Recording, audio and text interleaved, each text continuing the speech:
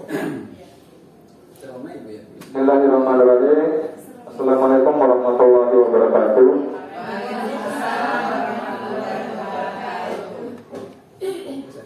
Yang saya hormati pemateri dalam aksi nyata modul 1.4 budaya positif pengimbasan 6 konsep inti modul 1.4 beserta Bapak Ibu Dewan Guru peserta dalam kegiatan ini. Pertama-tama mari kita panjatkan puja dan puji syukur kehadirat Allah Subhanahu wa taala yang telah mencurahkan rahmat kepada kita semua, terutama nikmat kesehatan, nikmat kesempatan, sehingga pada kesempatan ini kita bisa hadir di ruangan ini dalam kegiatan pengimbasan 6 konsep inti modul 1.4 dengan judul budaya positif. Yang kedua, salam serta salam kita panjatkan kehadirat Allah Subhanahu. Kita panjatkan pada Nabi besar Muhammad SAW yang telah mendidik kita dari jalan kegelapan menuju alam terang benderang, sehingga kita bisa rasakan sampai saat ini dalam keadaan hidup Islam. Baik Bapak Ibu Dewan Guru peserta aksi nyata modul 1.4 dengan judul budaya positif pengimbasan 6 konsep inti modul 1.4 yang kesempatan dan waktu kami berikan kepada Ibu Ana Fitriani SPD. Waktu yang tepat disilakan.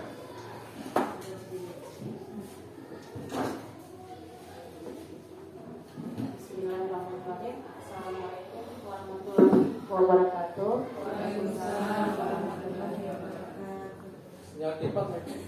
Izin yang saya hormati Bapak Ibu Kepala SDN 20 Rabedoso Timur, dan yang saya hormati juga Bapak dan Ibu Guru yang ada di SDN 20. Ya, Bapak Ibu Guru, di sini kami melakukan sebuah aksi nyata yang dimana kolaborasi antara saya dengan Ibu Rahmaningsih.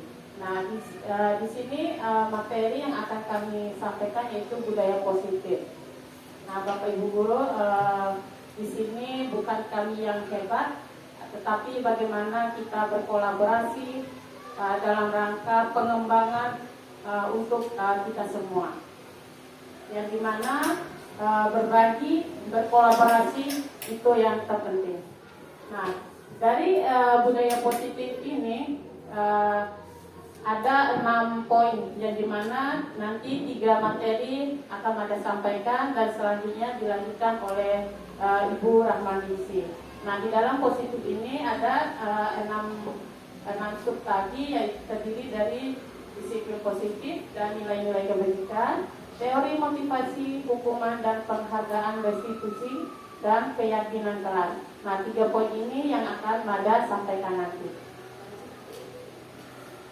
Nah, ini bahkan terkait dengan disiplin positif menurut teori kontrol atau teori pilihan Dr. William Glasser.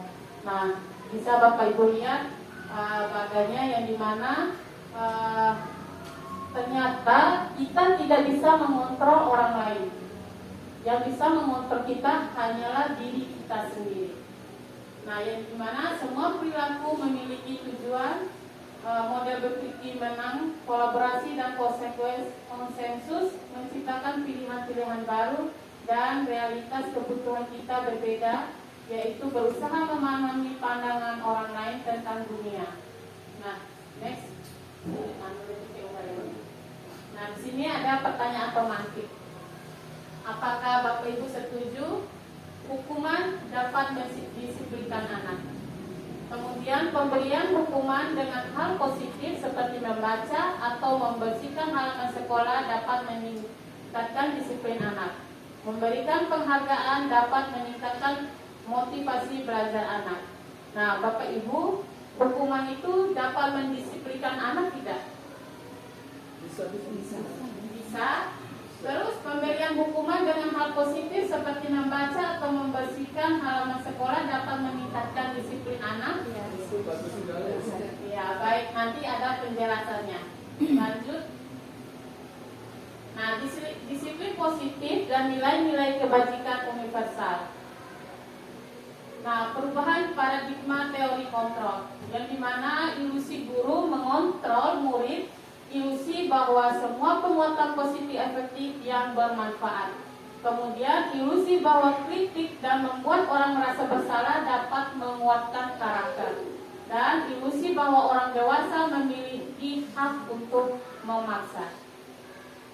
Nah, di sini perubahan paradigma stimulus respon teori kontrol atau teori pilihan. Nah, siapa sesungguhnya yang memiliki kontrol? Nah, di sini ada dua, stimulus respon dan teori kontrol atau pilihan. Nah, di mana yang pertama kita mencoba mengubah agar pandangan sama dengan kita. Nah, bagaimana teori kontrol pilihan? Kita berusaha memahami pandangan orang lain tentang dunia. Nah, perilaku guru dilihat sebagai suatu kesalahan, di mana semua perilaku memiliki tujuan. Orang lain bisa mengontrol saya, sedangkan hanya Anda sendiri yang bisa mengontrol Anda sendiri. Saya bisa mengontrol orang lain, tetapi Anda tidak bisa mengontrol. Teori pilihannya, Anda tidak bisa mengontrol orang lain. Kemudian pemaksaan ada pada saat bujukan gagal. Kolaborasi dan konsensus menciptakan pilihan-pilihan baru. Dan yang terakhir, model berpikir atau menang atau kalah, model berpikir menang dan menang. Lanjut.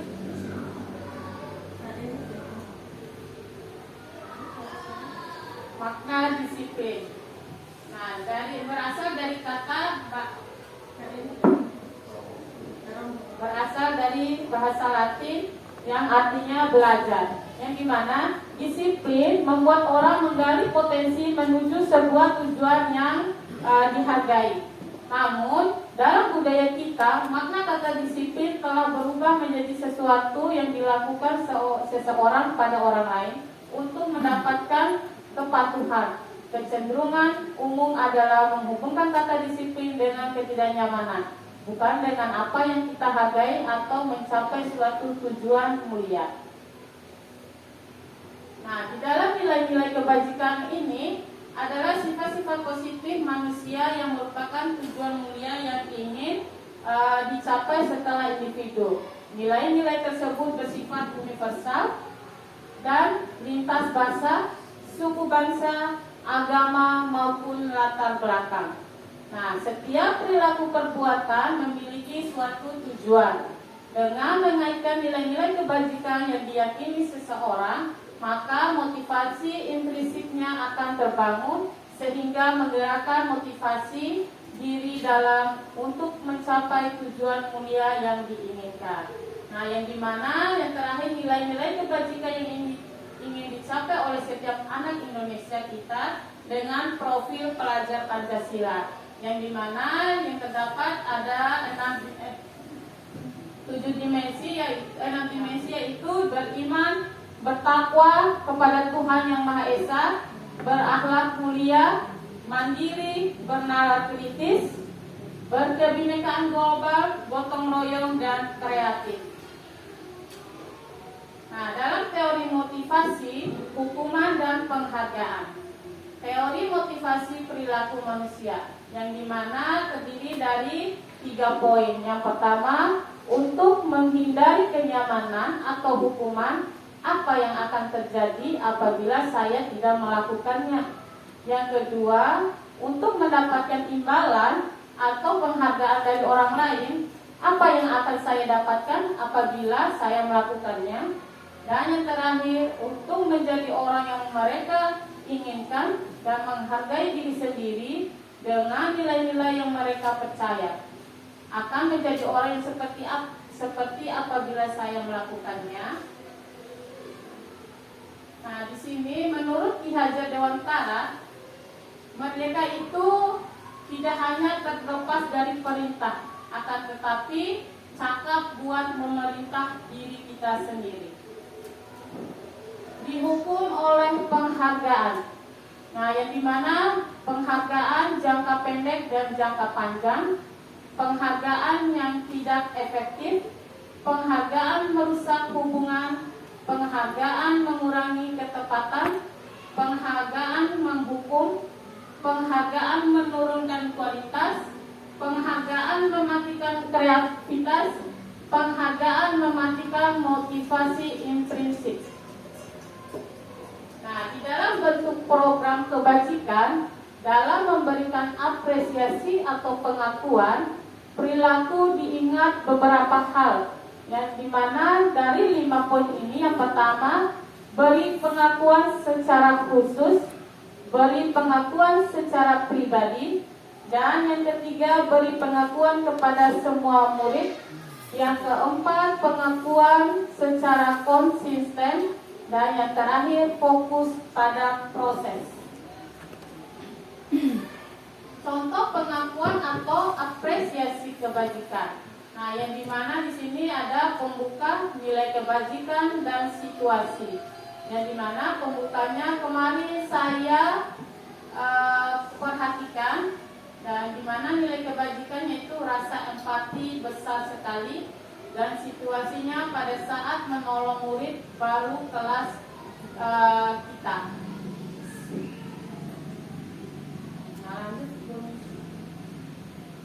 Perbedaan hukuman dan konsekuensi. Ternyata hukuman dan konsekuensi itu tidak sama, Bapak Ibu. Nah, hukuman itu sesuatu yang menyakitkan tetapi harus terjadi. Yang dimana konsekuensi sesuatu harus terjadi. Nah, kalau hukuman itu membuat anak sakit fisik maupun hati untuk jangka waktu lama, sedangkan konsekuensi membuat anak merasa tidak nyaman dalam jangka waktu pendek. Nah, kalau hukuman, anak akan membenci kedisiplinan, sedangkan kalau konsekuensi, anak akan menghargai disiplin. Ternyata kita tidak boleh memberi hukuman kepada anak-anak, tetapi kita hanya boleh memberikan konsekuensinya. Karena kalau kita memberikan hukuman, maka membuat anak sakit hati dalam jangka waktu yang panjang. Berbeda dengan konsekuensi, mereka hanya merasa tidak nyaman dalam jangka waktu pendek apabila mereka melakukan kesalahan. Lanjut. Nah, di sini ada pertanyaan Bapak Ibu. Nah, menurut Bapak Ibu, kalau kita menyuruh mencatat anak-anak 100 kali di dalam buku kalimat, saya tidak akan terlambat lagi karena terlambat ke sekolah. Menurut Bapak Ibu, kalimat yang pertama ini hukuman atau konsekuensi? Konsekuensi. Ya. Lari mengelilingi lapangan basket 2 kali karena terlambat hadir di sekolah. Konsekuensi atau hukuman? Hukuman tadi kan ya, kalau hukuman tadi kan salah satunya menyakitkan fisik anak-anak. Sedangkan konsekuensi hanya menyadarkan anak-anak dalam jangka waktu pendek dan mereka akan mengingatnya. Murid diminta untuk push up 15 kali karena tidak menggunakan masker ke sekolah. Konsekuensi atau hukuman? Ya, lanjut, membersihkan tumpahan air di meja tulis karena tersenggol pada saat belajar. Nah, ini hukuman atau konsekuensi? Konsekuensi. Murid disuruh untuk mengenakan sepatu seharian di sekolah karena tidak mengenakan sepatu hitam. Nah, ketika ada anak yang tidak menggunakan sepatu seharian di sekolah karena mengenakan sepatu hitam, nah ini merupakan hukuman atau konsekuensi. Hukuman, konsekuensi. Nah, jadi lari mengelilingi lapangan basket 2 kali karena terlambat 10 menit untuk pelajaran PJOK. Ini hukuman atau konsekuensi? Hukuman. Baik, Ibu Misi. Ya, ternyata Bapak Ibu guru mencatat 100 kali di dalam buku kalimat itu merupakan suatu hukuman. Nah, ini contohnya yang ada di layar. Lanjut. Nah, apa itu restitusi? Nah, restitusi itu adalah proses menciptakan kondisi bagi murid untuk memperbaiki kesalahan mereka sehingga mereka bisa kembali pada kelompok mereka dengan karakter yang lebih kuat. Restitusi juga merupakan proses kolaboratif yang mengajarkan murid untuk berpikir tentang orang seperti apa yang mereka inginkan dan bagaimana mereka harus memperlakukan orang lain. Nah, di sini ada tabel yang dimana ada identitas gagal dan identitas sukses, yang dimana ada hukuman, konsekuensi, dan restitusi. Nah, sesuatu yang menyakitkan harus terjadi. Nah, konsekuensinya yaitu sesuatu harus terjadi. Restitusi merupakan pilihan. Nah, yang dimana tidak nyaman untuk murid atau anak untuk jangka waktu panjang itu adalah hukuman. Sedangkan konsekuensinya tidak nyaman untuk murid atau anak untuk jangka waktu pendek. Sedangkan restitusi menguatkan untuk murid atau anak dalam jangka waktu yang panjang. Nah, di sini ada 9 ciri dari restitusi, yaitu yang pertama, bukan untuk menembus kesalahan, namun untuk belajar dari kesalahan, memperbaiki hubungan, tawaran bukan paksaan. Restitusi menuntut untuk melihat ke dalam diri. Restitusi mencari kebutuhan dasar yang mendasari tindakan. Kemudian restitusi diri adalah cara yang paling baik. Dan yang ke-7, restitusi fokus pada karakter bukan tindakan. Restitusi fokus pada solusi. Dan yang terakhir, mengembalikan murid yang berbuat salah kepada kelompoknya. Jadi ada 9 ciri ini ketika kita menemukan anak-anak yang bermasalah. Jadi Bapak Ibu bisa menggunakan 9 restitusi ini untuk mengetahui kesalahan atau bagaimana kita mencari jalan keluar dari permasalahan tersebut. Lanjut. Nah, keyakinan kelas. Nah, mengapa tidak peraturan saja? Mengapa harus keyakinan kelas? Ternyata peraturan dan keyakinan seperti kesepakatan kelas dan keyakinan kelas itu berbeda. Nah, seperti yang di atas, mengapa kita memiliki peraturan menggunakan helm bila mengendarai kendaraan roda 2? Apakah kita hanya takut kepada peraturan atau hanya demi keselamatan kita? Demi keselamatan. Nah, kemudian ya bisa peraturan karena takut pada polisi. Yang kedua, terutama untuk keselamatan. Nah, yang kedua, mengapa kita memiliki peraturan 3M, menggunakan masker, mencuci tangan, dan menjaga jarak. Dan yang ketiga, mengapa kita memiliki peraturan harus datang tepat waktu pada saat mengikuti pelatihan. Tentunya pasti kita akan takut kepada peraturannya. Ya, Bapak Ibu guru. Nah, di sini peraturan kelas, di mana kita membuat dulu peraturan kelas, peraturan di dalam kelas, kemudian kita membuatnya ke kalimat positif, yaitu dengan keyakinan kelas. Ketika kita membuat keyakinan kelas, maka anak-anak akan mengikuti hal-hal yang baik sehingga menciptakan lingkungan sekolah yang positif. Nah, di sini ada kesepakatan kelas seperti datang tepat waktu, mengucapkan salam, menjaga kebersihan sekolah, berdoa sebelum dan sesudah kegiatan, aktif dalam pembelajaran. Nah, ini merupakan salah satu contoh kesepakatan kelas. Nah, ini merupakan tabel T dan Y dalam kegiatan pendalaman pembuatan keyakinan kelas. Nah, di dalam tabel ini yang dimana ada contohnya di samping hormat. Kami meyakini bahwa sangat penting untuk menghormati semua orang yang orang dan barang milik orang lain. Nah, yang dimana tabel T dan Y-nya apakah sudah terlihat apakah sudah terdengar atau berperilaku. Lanjut, Bu Ningsi. Nah, di sini ada tabel peraturan dan keyakinan kelas.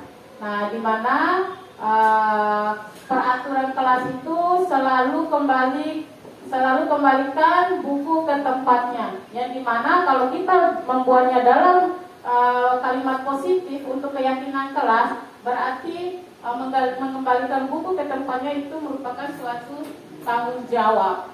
Dan dilarang mengganggu orang lain, berarti kita harus saling menghormati. Dan yang ketiga, hadir di sekolah 15 menit sebelum pembelajaran dimulai, berarti kita menghormati orang lain dan berkomitmen akan peraturan ini. Dilarang melakukan kekerasan, berarti keyakinan kelasnya yaitu keselamatan, menghormati orang lain.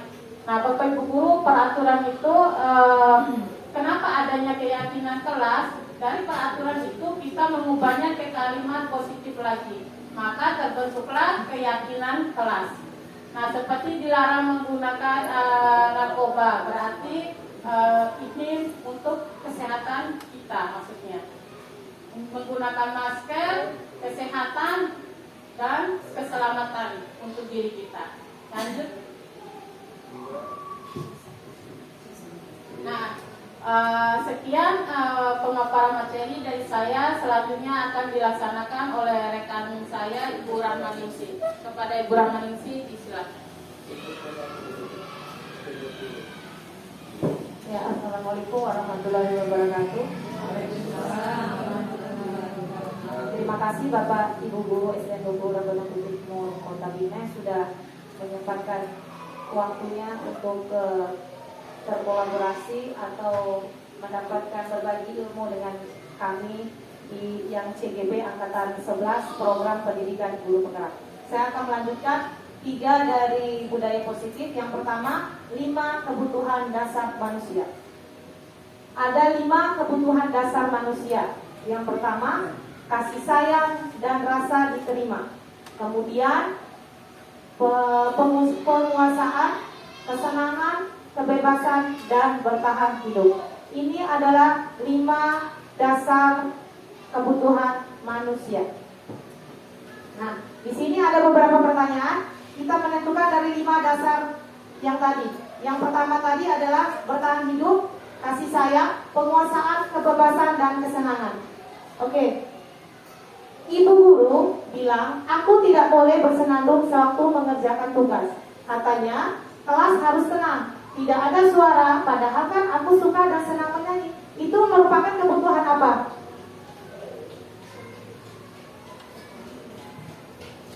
Itu merupakan kebutuhan apa? Kesenangan, kebebasan, kasih sayang,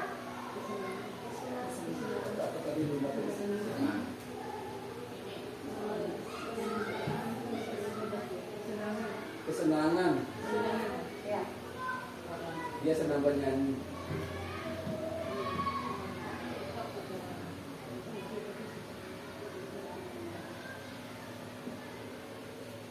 Ya, di mana soalnya tadi?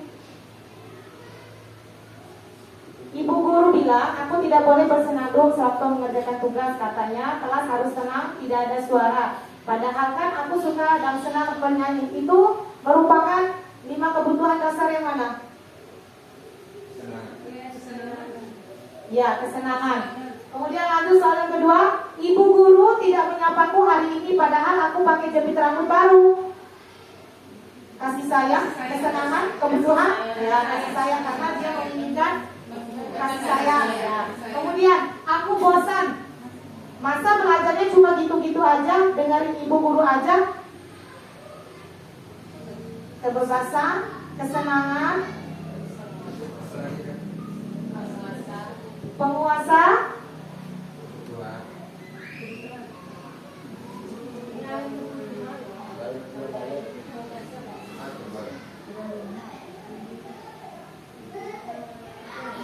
kasih sayang dan rasa diterima, penguasaan, bertahan hidup, kebebasan atau kesenangan. Aku bosan, Masa belajarnya cuma gitu-gitu aja, dengerin ibu guru aja? Berarti dia menginginkan kebutuhan apa? Bebas. Ya, kebebasan. Kemudian, aku sebel, gambarku tidak rapi, malah ibu guru nunjukin ke teman-temanku di depan kelas. Itu kebutuhan apa?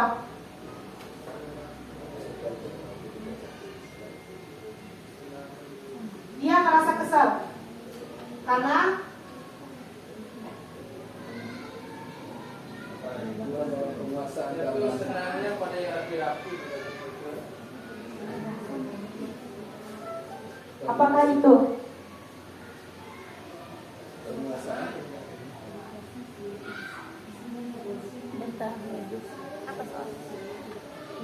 Aku sebel kamarku tidak rapi, malah ibu guru nunjukin ke teman-temanku di depan kelas.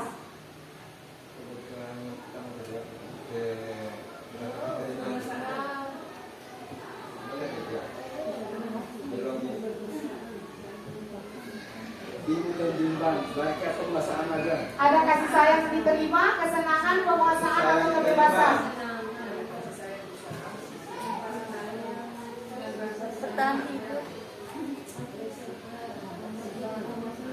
Yang pertama tadi apa yang pertama tadi?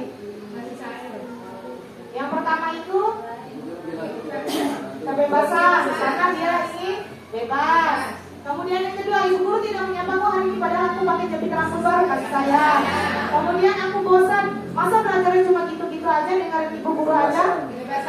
Ya, aku sebel gambarku tidak rapi, malah ibu guru nunjukin ke teman-temanku di depan kelas. Semua penguasaan. Oke, terima kasih Bapak Ibu Guru. Sekarang kita masuk ke 5 posisi kontrol. Nah, di sini ada 5 posisi kontrol.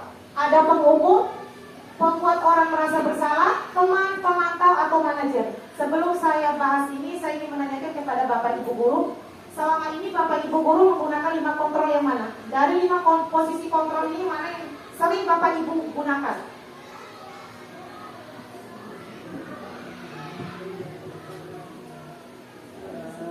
Saya rasa lebih ke penghukum sama pembuat orang merasa bersalah yang selama ini kita pakai. Ada teman, ada pemantau, ada manajer. Saya rasa pakai semua, cuma kadang porsinya Ya. sama. Tapi lebih banyak kita lebih ke penghukum sama lebih ke pembuat orang merasa bersalah. Ternyata selama ini yang kita pakai itu adalah identitas yang gagal. Di mana identitas yang gagal itu yang mana kontrol dari luar menghindari hukuman. Penghukum, guru berbuat, mengharding, menunjuk, menyakiti, menyindir. Kemudian guru berkata, kalau kamu tidak melakukan, awas ya, rasakan. Ya. Kemudian hasil, memberontak, menyalahkan orang lain, berbohong. Kaitan dengan dunia berkualitas, murid meletakkan guru di luar dunia berkualitas, sehingga murid agak tidak mau mengikuti apa yang kita suruh. Kemudian murid berkata, biarkan saja, nanti juga marah-marah lagi. Kemudian dampak pada murid mengulangi kesalahan yang sama. Kemudian pembuat orang merasa bersalah, guru berbuat, berceramah dan mengatakan seharusnya. Ibu kecewa, guru berkata, kamu seharusnya, kamu sudah tahu, ibu lelah sekali mengatakannya, ibu stres. Hasil, menyembunyikan, menyangkal, berbohong.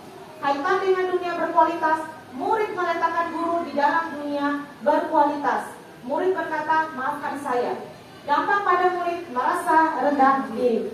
Kemudian yang ketiga, teman dan pemantau. Teman dan pemantau ini adalah identitas berhasil atau sukses. Kontrol dari luar, mengharapkan imbalan atau ketergantungan pada orang lain. Teman, guru, ketika guru berbuat, membuatkan alasan-alasan untuk muridnya. Guru berkata, ayolah lakukan demi ibu. Masa kamu tidak mau? Ingat, ibu tidak ibu pernah bantu. Hasilnya, siswa ketergantungan dengan kita. Berarti dia tidak akan bisa mandiri, dia akan terus ketergantungan dengan kita. Kemudian, kaitan dengan dunia berkualitas. Murid meletakkan guru sebagai orang yang sangat penting di dunia berkualitas. Murid berkata, saya pikir Bapak Ibu teman saya ternyata begitu. Dampak pada murid, lemah, tidak mandiri. Kemudian Posisi kontrol pemantau. Guru berbuat, menghitung dan mengukur. Guru berkata, apa peraturannya? Hasilnya menyelesaikan diri bila diawasi. Ketika kita awasi, siswa baru mengerjakan atau melakukan sesuatunya. Ketika tidak kita mengawasi, otomatis siswa itu tidak akan melakukannya. Kemudian, kaitan dengan dunia berkualitas. Murid meletakkan guru peraturan dan hukum di dunia berkualitas. Murid berkata, berapa banyak bintang yang saya harus peroleh? Berapa halaman yang harus saya tulis? Dampak pada murid, menitik beratkan pada sanksi atau hadiah untuk dirinya. Nah, sebenarnya dari 5 posisi kontrol ini, yang pas untuk kita, untuk kesuksesan, yaitu manajer. Menghargai diri sendiri. Identitas berhasil sukses kontrol diri yaitu menghargai diri sendiri, yaitu manajer. Guru berbuat, mengajukan pertanyaan-pertanyaan. Guru berkata, apa yang kita yakini, apa yang bisa kau kerjakan untuk memperbaiki masalah ini? Hasilnya, menguatkan pribadi siswa itu sendiri ketika dia melakukan kesalahan. Kemudian, kaitan dengan dunia berkualitas. Murid meletakkan dirinya sebagai individu yang positif dalam dunia berkualitas. Berarti dia tidak ketergantungan lagi dengan kita. Dia percaya akan dirinya dia sendiri. Kemudian murid berkata, bagaimana caranya saya bisa memperbaiki keadaan? Nah, dia menanyakan hal yang positif, bagaimana saya memperbaiki dari saya ketika dia melakukan sebuah kesalahan. Kemudian dampak pada murid, mengevaluasi diri, bagaimana cara memperbaiki dirinya. Nah, ada beberapa pertanyaan. Saya kecewa sekali dengan kamu. Siapa yang mengatakan?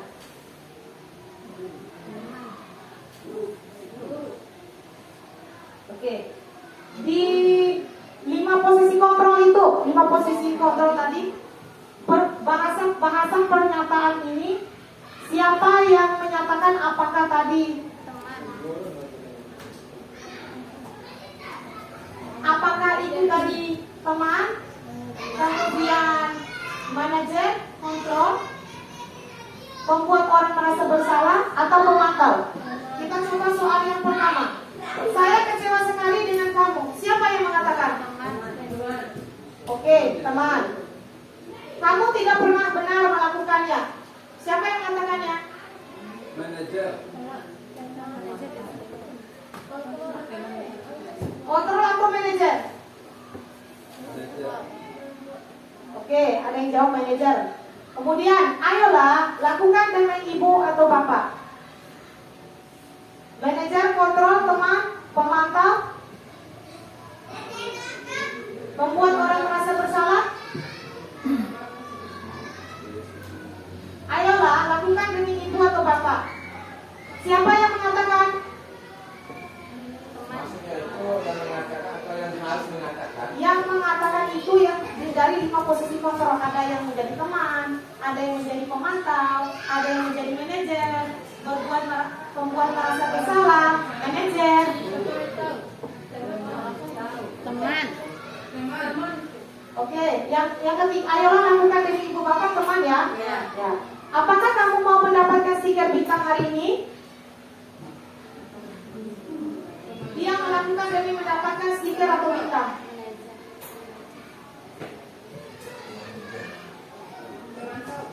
Oke, pemantau. Kemudian, bagaimana kamu bisa menyelesaikan masalah ini? Ya, manajer. Lanjut di soal terakhir. Kamu selalu yang paling terakhir.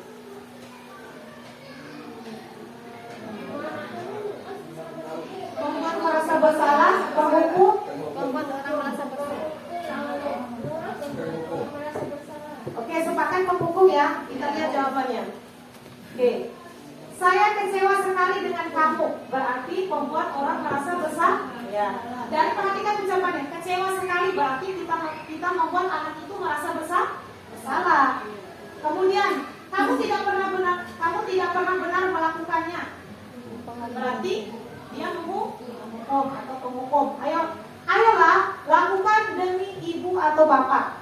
Berarti teman. Apakah kamu mau mendapatkan stiker Memantau berarti memberikan imbalan. Kemudian bagaimana kamu bisa menyelesaikan masalah ini? Manajer dengan menanyakan bagaimana dia menyelesaikan untuk memperbaiki dirinya yang sudah membuat kesalahan. Kemudian kamu selalu yang paling terakhir, berarti itu adalah penghukum. Kita masuk ke segitiga restitusi. Nah, mungkin Bapak Ibu guru baru mendengar mengenai segitiga restitusi. Segitiga restitusi ini adalah cara kita untuk menyelesaikan permasalahan yang terjadi di sekolah, baik itu murid, rekan sejawat maupun keadaan yang di dalam sekolah. Pertama yang kita lakukan adalah menstabilkan identitas. Ketika anak berbuat salah, kita panggil dulu, kemudian kita menanyakan dulu kejadiannya. Setelah itu baru kita menguatkan dia. Menstabilkan identitas itu adalah menguatkan dia. Seperti perkataan, setiap orang pasti pernah melakukan kesalahan. Kita jangan menuduh dia, kamu melakukan kesalahan, itu salah. Seharusnya kita menanyakan, kita menguatkan dia. Ketika dia benar melakukan kesalahan, tapi jangan kita menuduh langsung menjudge dia melakukan kesalahan. Tidak, dengan kita menstabilkan identitasnya dengan perkataan contohnya, setiap orang pasti pernah melakukan kesalahan. Dan contoh yang kedua, kamu bukan satu-satunya yang pernah melakukan ini. Kemudian validasi kebutuhan. Nah, yang kita lakukan yang kedua adalah validasi kebutuhan. Seperti contohnya, kamu tentu punya alasan. Kita mencari tahu alasan kenapa dia berbuat seperti itu. Pasti anak-anak memiliki alasan kenapa dia berbuat salah seperti itu. Tidak mungkin anak itu langsung berbuat kesalahan tanpa ada sebab akibatnya. Nah, contohnya kamu tentu punya alasan mengapa melakukan itu. Kemudian, adakah cara yang lebih efektif untuk mendapatkan apa yang kamu butuhkan? Nah, yang terakhir yaitu menanyakan keyakinan. Nah, tadi Ibu Ana Cipriani sudah menjelaskan keyakinan kelas. Keyakinan kelas yang kita buat itu adalah keyakinan yang berasal dari diri kita atau diri peserta didik kita, anak-anak kita. Nah, setelah kita sudah melakukan menstabilkan identitas, kemudian validasi kebutuhan, baru kita menanyakan keyakinan. Seperti contoh, nilai-nilai apa yang telah kita sepakati. Kemudian kamu ingin menjadi orang yang seperti apa? Misalnya dia menyontek temannya. Nah, nilai keyakinan apa yang tidak dia lakukan yang setelah dia buat? Misalnya saling menghargai satu sama lain, berarti dengan peraturan kelas tidak boleh menyontek. Dengan keyakinan kelasnya yaitu menghargai satu sama lain, berarti dia nilai-nilai yang dia tidak sepakati, yang tidak ikuti, yaitu mengenai saling menghargai. Nah, kemudian kamu ingin menjadi orang apa? Ini terakhirnya. Kedepannya setelah dia mengakui kesalahannya, baru kita menanyakan lagi dia menginginkan seperti apa atau apa usaha yang akan dia lakukan. Misalnya dia terlambat datang sekolah. Nah, kita menanyakan keyakinan kelasnya. Kamu menanyakan keyakinan dulu. Nah, setelah itu kita tanyakan lagi. Nah, apa yang akan kamu lakukan untuk memperbaiki kesalahan yang kamu lakukan? Misalnya saya tidak akan lagi, misalnya alasan dia karena dia bermain HP, main game. Nah, saya tidak akan main game sampai larut malam, atau saya akan menyetel alarm biar saya bisa bangun pagi. Misalnya seperti itu. Intinya segitiga restitusi itu adalah biar anak itu percaya diri kembali.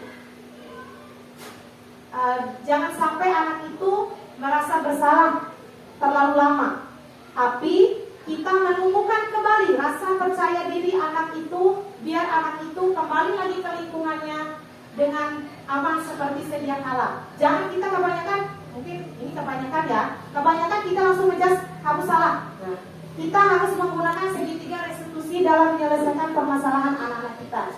Yang pertama, menstabilkan dulu identitasnya. kemudian memvalidasi kebutuhannya, dan yang terakhir yaitu menanyakan keyakinan peserta didik. Mungkin itu saja 3 poin yang saya bisa sampaikan. Yang saya kembalikan kepada moderator.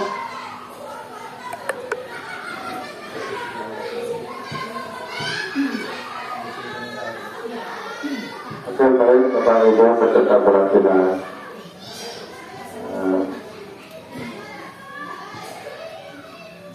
Dari 2 narasumber tadi telah memaparkan tentang disiplin positif dengan 6 tema yang masing-masing dibagi dalam 3 sub materinya. Kemudian selanjutnya di sesi ini kita akan melakukan sesi tanya jawab yang mungkin ada hal-hal yang perlu dipertanyakan atau diulas lagi atau memang diminta lebih dalam lagi tentang materinya, lebih jauh lagi tentang materinya. Mungkin kami akan berikan kesempatan pertama untuk penanya, kita 2 orang penanya dulu. Oke.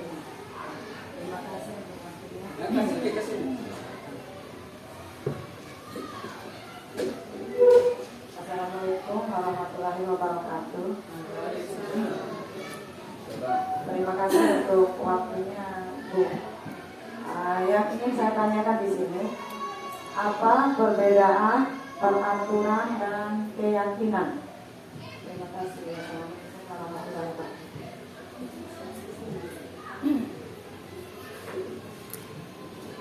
Oke, untuk penanya kedua kami persilakan.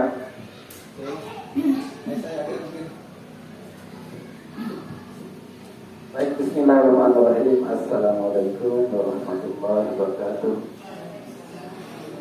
Dari paparan Ibu Rahmani tadi cukup membuat kita bisa menemukan banyak hal dalam dunia pendidikan, terutama menghadapi siswa dan siswi kita. Di sana tadi Ibu Nisi memaparkan bagaimana kalau seandainya kita menemukan siswa atau anak didik kita yang melakukan kesalahan. Di sana kita harus, intinya tadi kalau nggak salah, kita harus bisa membuat siswa itu tidak merasa bersalah atas kesalahannya, tetapi memberikan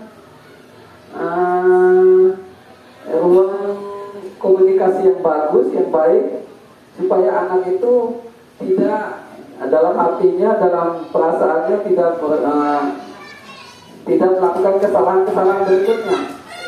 Nah, dari situ, kalau kadang-kadang kita melihatnya ini, melihat bagaimana siswa itu kesalahan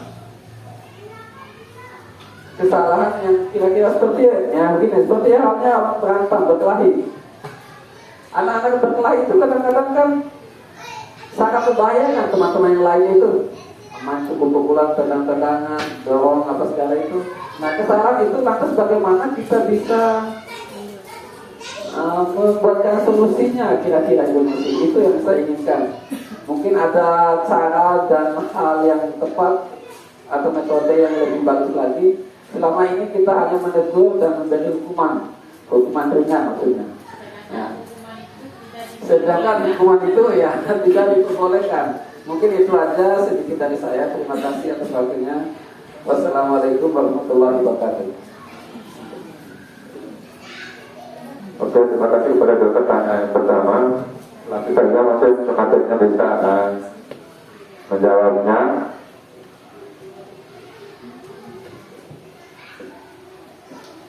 Baik, terima kasih kepada Ibu Kartini yang sudah memberikan pertanyaannya terkait perbedaan apa perbedaan peraturan dan keyakinan.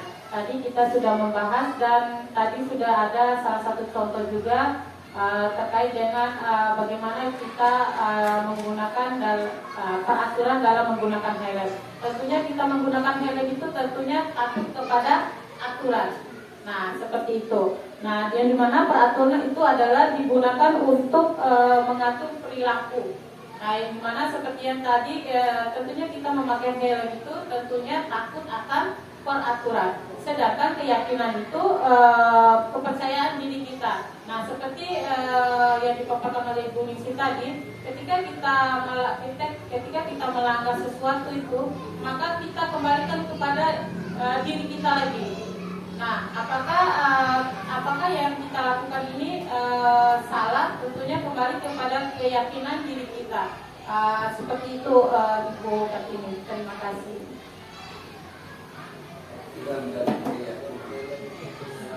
Untuk pertanyaan kedua, ya misalnya contohnya ada 2 orang yang berkelahi di lapangan basket. Salah satu siswanya sampai menarik baju temannya sampai kancing bajunya terlepas. Nah, kemudian cara yang pertama itu memanggil siswa tersebut, tapi dengan kita tidak menjudge bahwa kamu yang bersalah. Nah, jangan sampai kita menjudge kamu yang bersalah. Kita menstabilkan dulu identitasnya dengan menanyakan dulu kronologi kejadiannya itu seperti apa. Nah, dengan kita memancing ada kata-kata setiap orang pasti pernah melakukan kesalahan. Setelah mereka mengakui kesalahan, menceritakan kesalahan itu, kita bangkitkan lagi semangat anak-anak itu. Setelah dia menyadari kesalahannya, kita bangkitkan lagi. Nah, setiap orang pasti pernah melakukan kesalahannya. Kita bangkitkan, bukannya kita ngomel-ngomelin anak ini, kamu ini, kenapa kamu membuat seperti ini. Tidak.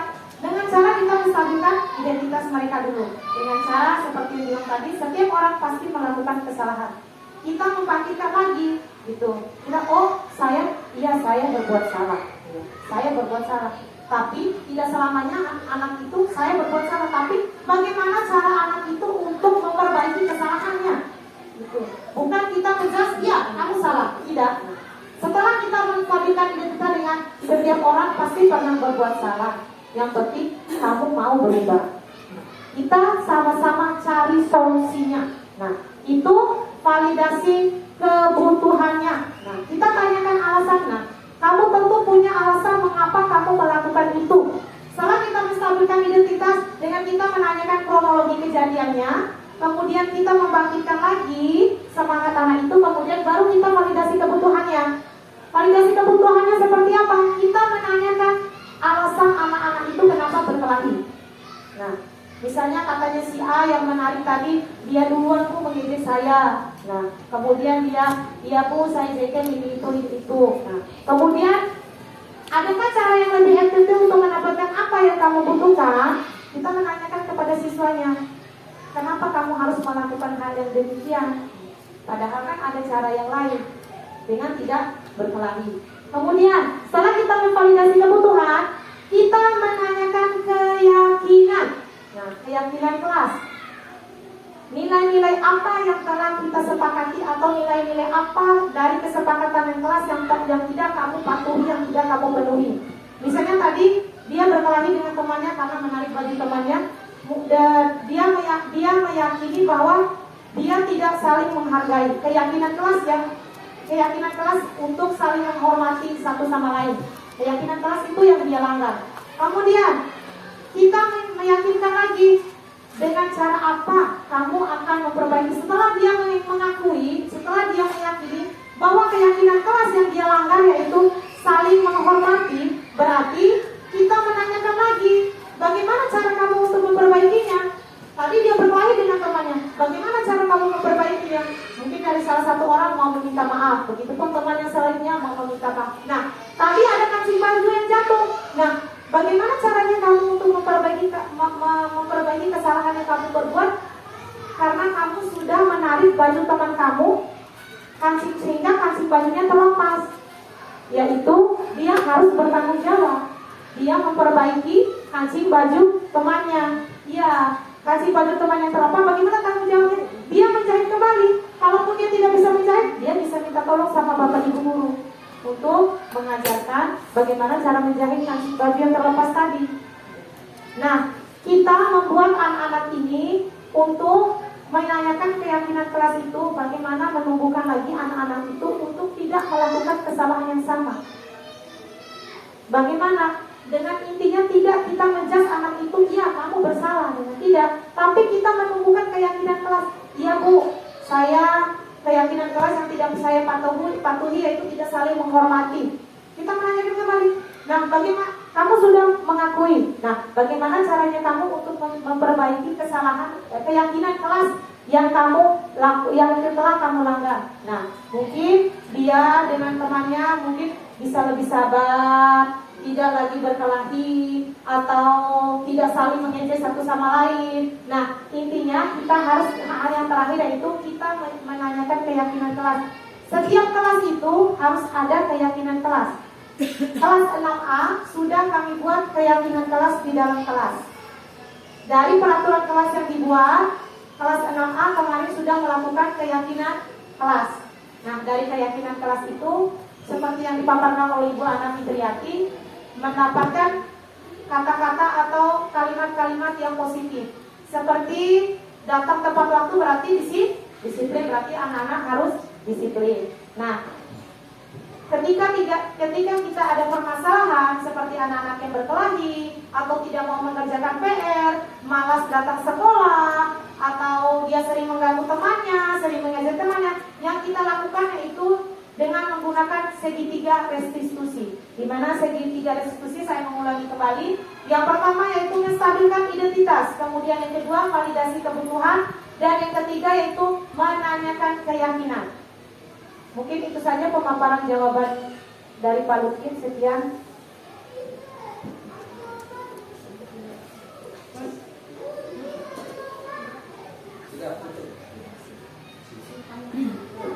Oke, mungkin masih bisa diberikan tambahan untuk penanya. Ya, terima kasih. Mohon maaf Bapak Ibu, mungkin kalau menggunakan segitiga restitusi itu kita harus membuat dulu keyakinan kelas. Jadi ketika anak-anak melakukan suatu kesalahan, nah, maka kita akan kembali ke keyakinan kelas. Keyakinan kelas apa yang kita sudah buat? Kemudian ketika anak-anak melanggar keyakinan kelas yang sudah kita buat, lalu apa konsekuensinya dari apa yang anak-anak yang sudah lakukan dari kesalahannya tersebut. Jadi Bapak Ibu Guru boleh dibuatkan dulu keyakinan kelasnya, silakan didiskusikan dengan siswa-siswanya. Keyakinan apa saja yang ingin Bapak Ibu Guru buat. Kemudian bisa kita tempelkan nanti keyakinan kelasnya. Jadi ketika anak-anak kita melakukan kesalahan, maka kembalikan lagi keyakinan kelas apa yang sudah kita buat. Kemudian ketika anak-anak melanggar keyakinan kelas mana, keyakinan kelas yang mana yang sudah kamu langgar, nah maka semuanya akan kembali ke keyakinan yang sudah kita sama-sama buat. Terima kasih, mungkin itu dari saya.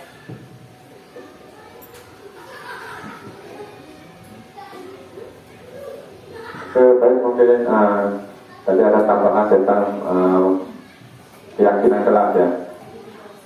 Segitiga restitusi.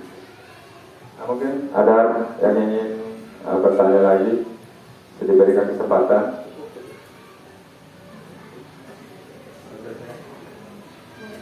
Oke, ini dari moderator. Mungkin ada beda atau sama dari istilah keyakinan kelas dengan kesepakatan kelas. Apakah sama atau ada hal yang membedakan dari situ istilah itu? Terima kasih.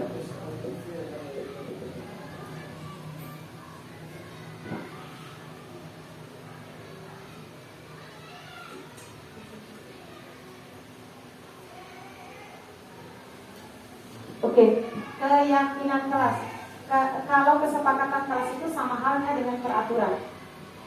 Dia belum masuk ke kalimat-kalimat yang positif. Kesepakatan kelas itu masih berupa peraturan. Kalau keyakinan kelas itu adalah menggunakan kalimat positif dan berasal dari diri kita sendiri, kesadaran diri kita. Peraturan seperti tadi kesepakatan kelas, misalnya kesepakatan kelasnya saya tidak boleh terlambat ke sekolah atau tidak boleh terlambat masuk ke kelas. Nah, keyakinan kira-kira saya menanyakan, keyakinan kelas apa yang kalimatnya seperti tadi? Tidak terlambat masuk kelas. kelas 5. Keyakinannya disiplin atau berakhlak mulia, bertanggung jawab, jujur. Ya, berarti disiplin. Misalnya setelah membaca buku, simpan kembali kerak buku. Itu adalah kesepakatan kelas. Nah, keyakinan kelasnya apa? Ya, bertanggung jawab. Itu adalah perbedaan dari keyakinan kelas dan kesepakatan kelas. Kesepakatan kelas itu berupa peraturan. Ya, kalau keyakinan kelas itu adalah berasal dari diri kita. Ya, diri kita misalnya, oh, berarti saya harus bertanggung jawab. Nah, berarti saya harus disiplin. Saya tidak boleh. Berarti anak-anak itu sadar dengan keyakinan kelas mereka sendiri. Mungkin itu aja dari saya.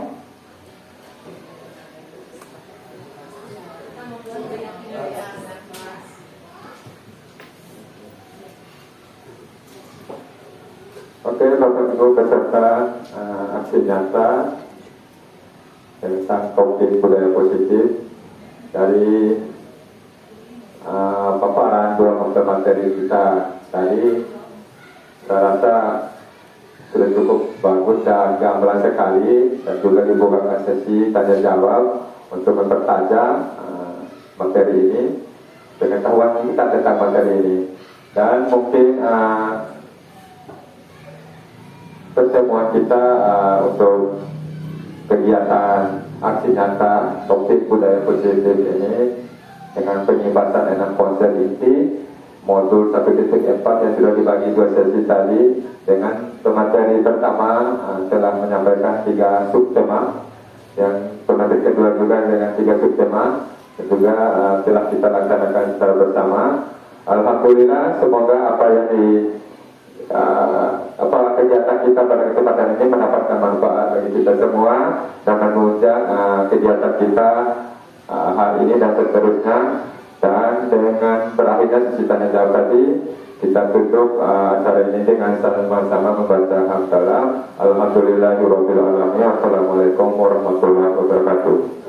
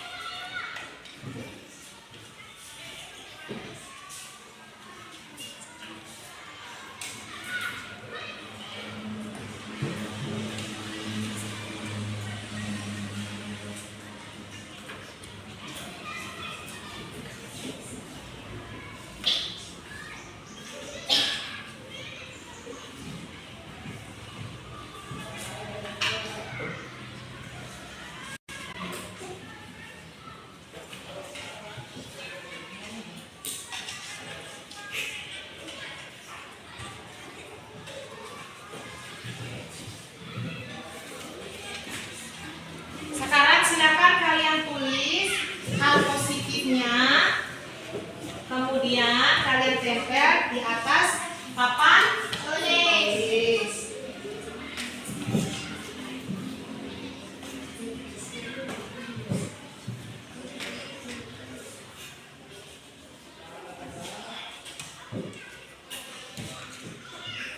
Yang sudah selesai, boleh tempelkan di depan papan tulis.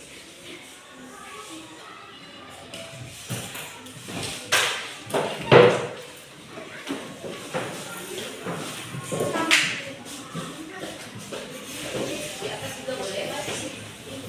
Pelan-pelan satu-satu ya.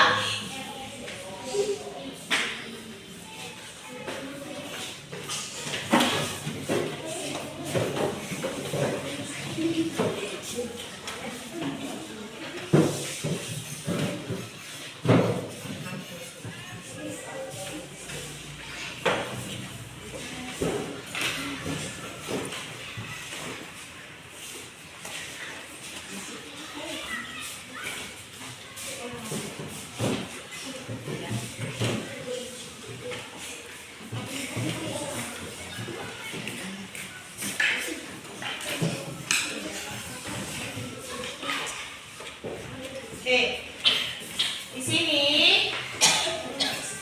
ada beberapa keyakinan kelas yang kalian sudah tulis. Nah, ada yang disiplin, kemudian berakhlak mulia, saling menghormati, jujur dan bertanggung jawab dan berakhlak mulia. Oke, yang pertama kita simpulkan mengenai keyakinan kelas yang kalian tulis.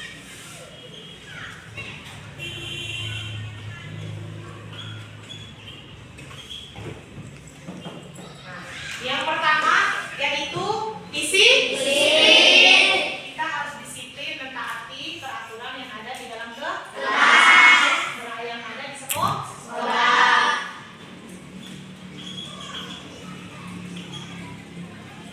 Kemudian yang kedua, lihat ada yang namanya saling menghormati. Kalau saling menghormati berarti tidak boleh bully teman, tidak boleh saling mengejek, berarti kita harus saling menghormati dengan guru, dengan kepala sekolah, dengan penjaga maupun petugas keamanan sekolah.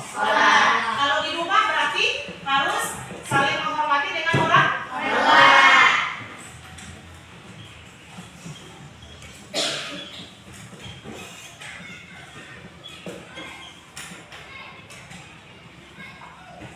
Kemudian ada lagi berakhlak mulia.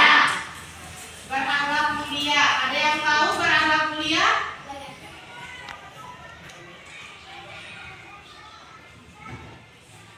Berakhlak mulia berarti sebelum belajar kita harus berdoa. Begitupun pulang sekolah kita harus berdoa. Kemudian ibu lihat yang keempat itu ada yang namanya jujur dan bertanggung jawab.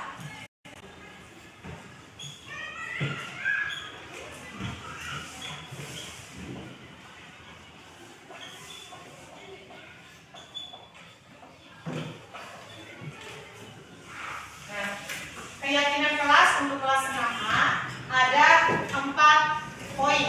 Yang pertama yaitu disiplin. Kemudian saling menghormati. Dan yang ketiga berakhlak mulia. Dan keempat jujur dan bertanggung jawab. Ini adalah keyakinan kelas dari kelas 6A. Keyakinan kelas itu berarti keyakinan yang ada di dalam hati kita.